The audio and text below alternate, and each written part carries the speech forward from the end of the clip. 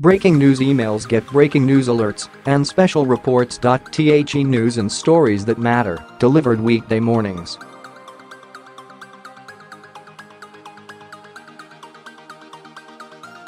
Subscribe. Washington. For the second time this term, the U.S. Supreme Court considers a question that could change the nature of American politics. Is it unconstitutional for states to draw the boundary lines for voting districts in a blatantly partisan manner?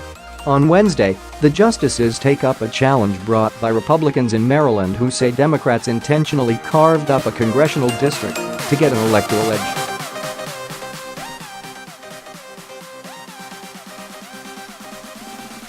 A critical issue, as was also central for a case heard last fall challenging partisan gerrymandering in Wisconsin, is how much partisanship is too much in a process that has always been manipulated by political parties in the majority.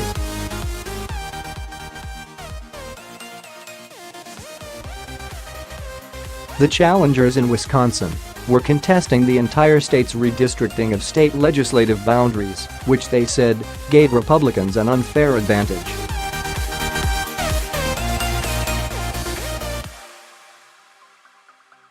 Wednesday's case involves only Maryland's 6th congressional district, redrawn by Democrats in 2011.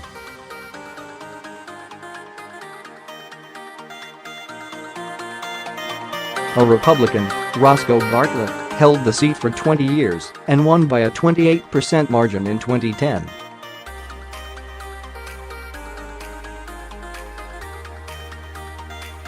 After the redistricting, he lost by a 21% margin in the 2012 election. 7 Republican voters say the result of new district boundaries was a 90,000 voter swing in favor of registered Democrats.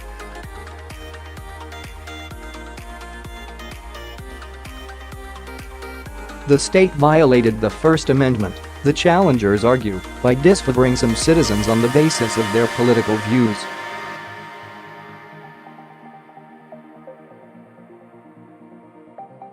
Maryland lawyers singled out the Republican voting residents of the old 6th district for vote dilution because of their historical vote for Republican Congressman Bartlett, says Michael Kimberly, a Washington lawyer representing the challengers.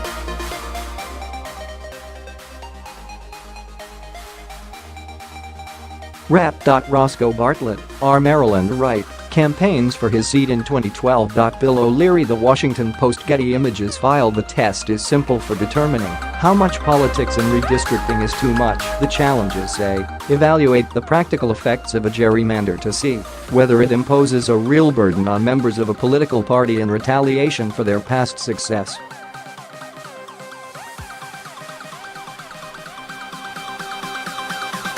To the state of Maryland, that's no test at all. Such a vague standard threatens to render any partisan motive fatal to redistricting, says Stephen Sullivan, the state's Solicitor General, and fails to resolve the essential problem of determining when the inherently political redistricting process has gone too far.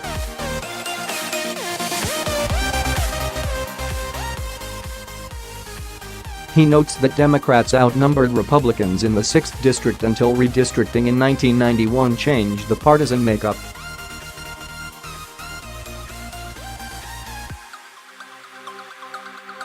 The challengers' approach, Sullivan says, would do no more than arbitrarily perpetuate the status quo and impose a standard under which no redistricting plan could be assured of surviving scrutiny.